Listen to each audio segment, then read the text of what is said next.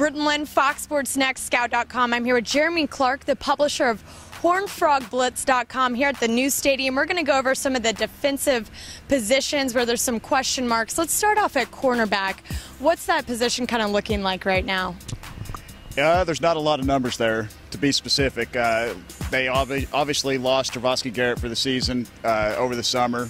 That was an unfortunate loss for them. He was expected to come in, have a competing job for the starting corner position at 6'1". That's the kind of corner they need in the Big 12. But they still got Jason Verrett back. Kevin White's another guy that I was impressed with in the Baylor game. A lot of people remember Robert Griffin throwing all over the place, but Kevin White actually did come in and have a good game that game.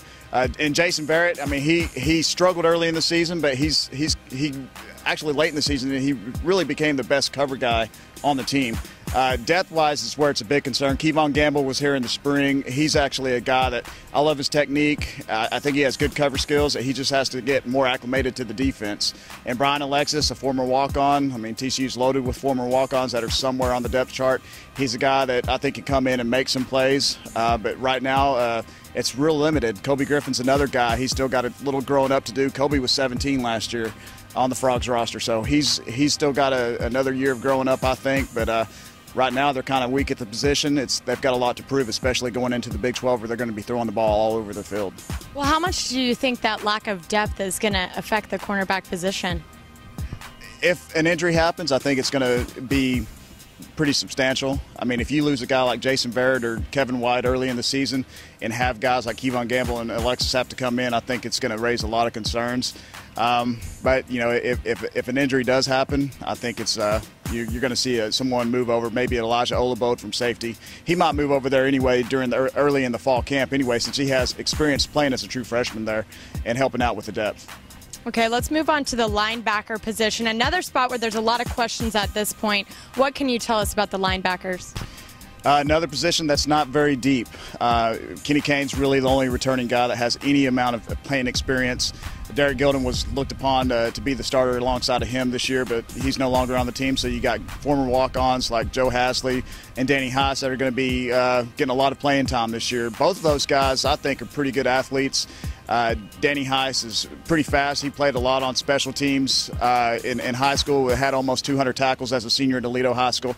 And he's a guy that is basically the typical Gary Patterson linebacker.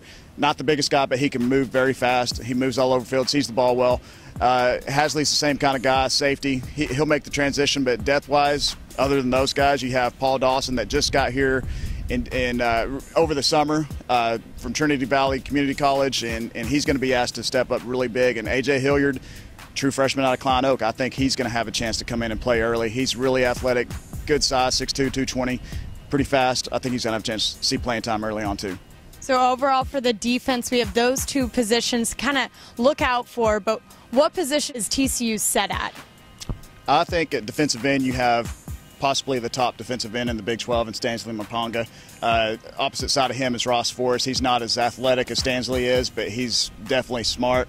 He never plays out of position. He's gonna be the guy that you're not gonna catch off guard on a counter play or anything like that.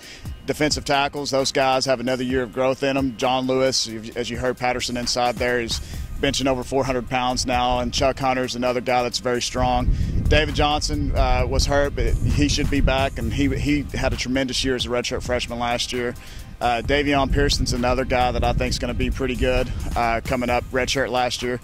Defensive line, I think, is the strongest position right now on the defense. Probably the second most experience is safety, in my opinion. Okay, thanks so much, Jeremy. Keep it all on Fox Sports Next for your latest on TCU football.